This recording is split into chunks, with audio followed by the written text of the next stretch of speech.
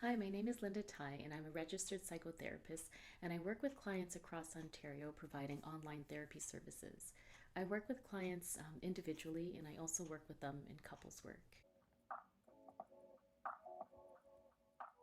I grew up in a small town in St. Catharines, and for me, that was I had faced a lot of racial oppression and discrimination, and for me, I just wanted to help other people who are also BIPOC to be able to have a safe place to talk about their narrative, and also have a place for them to be able to share and have a voice.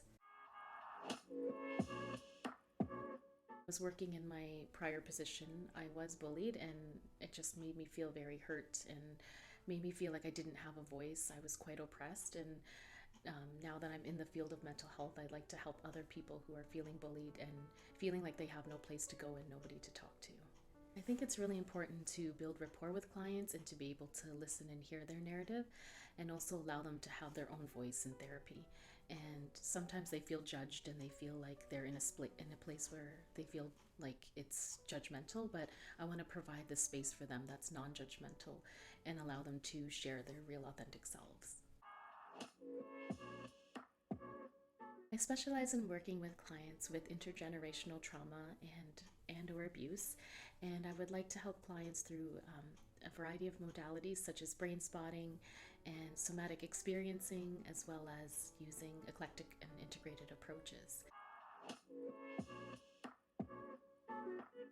So I've been working with a few clients who have intergenerational trauma, and through brain spotting, they're able to not get as angry with their parents when they think about the situation or even their parents, and they've been able to better live with their parents and be around them without feeling triggered. And that's because their activation is not as high after brain spotting. It actually reduces and they start to feel more emotionally regulated. I've noticed from the couples work that I've done that couples are happier together. They don't fight as much, and they're noticing when the other couple feels triggered or when the other person feels triggered. So they tend to work together collaboratively and as a team, as opposed to working on their own. Of working with clients who are neurodivergent, they don't really have a place or a safe space to talk and feel comfortable. And I've noticed that being able to open up that space for them has allowed them to feel more approachable and even integrated in society, because they do feel very displaced. And just working with clients who are neurodivergent, I've learned that they might have special talents that we might not know of, and it's really important to hear them out and to be able to support them with what they have to say. Working with neurodivergent populations for over 15 years has allowed me to really understand their behaviors, and not in a way that's like good or bad, but it helps them to understand that they may be different and that's okay. I've also noticed that working with them, there's a lot of procrastination that can happen, and supporting them through some techniques really helps them to get their self back on track and helps them with school and can help them with their daily lives.